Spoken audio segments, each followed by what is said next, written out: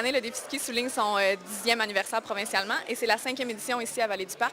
Donc, on aimerait dépasser les objectifs autant en dons qu'en nombre de participants. On aimerait atteindre 300 skieurs et planchistes.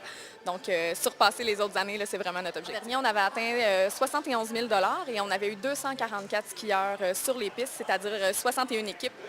L'objectif est tout à fait atteignable. En plus de former des équipes, on encourage jeunes, collègues, familles, tous les gens qui sont intéressés par le ski ou la planche à venir nous rejoindre. C'est une activité festive, c'est familial, c'est très accessible, c'est pas un défi sportif.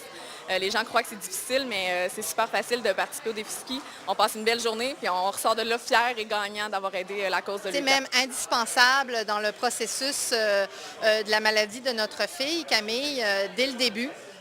Et puis tout le long du processus, le camp a été présent et a été absolument nécessaire. Je pense qu'aucune famille qui passe à travers ce drame-là n'a la possibilité de se passer de tout ce que le camp peut apporter.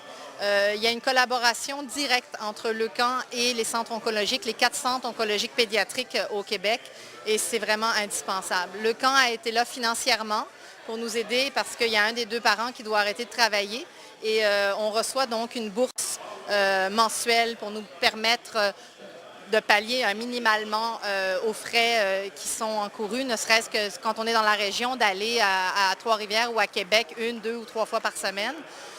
Les sous ramassés vont aussi servir à financer les salles de jeu dans les centres oncologiques où il y a des employés extraordinaires qui font en sorte, par exemple, que ma fille Camille avait juste une hâte, c'était d'aller à Sainte-Justine pour voir cette personne extraordinaire qui s'appelle Caroline.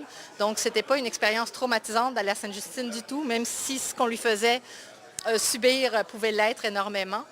Le camp a été là aussi pour nous permettre d'avoir des liens avec d'autres familles qui vivaient les mêmes choses que nous et de permettre d'échanger, de créer un réseau d'entraide et de soutien entre nous, parents, et aussi entre enfants. Evelyne, ma plus vieille, participe à Cœur d'espoir, qui est un regroupement à Le Camp des jeunes de 13 à 18 ans. Et ils ont des activités totalement en parallèle. On ne sait pas ce qu'ils font, mais ils se voient, ils se parlent, ils discutent. Et elle, ça vraiment, là, c'est un moment extraordinaire pour elle.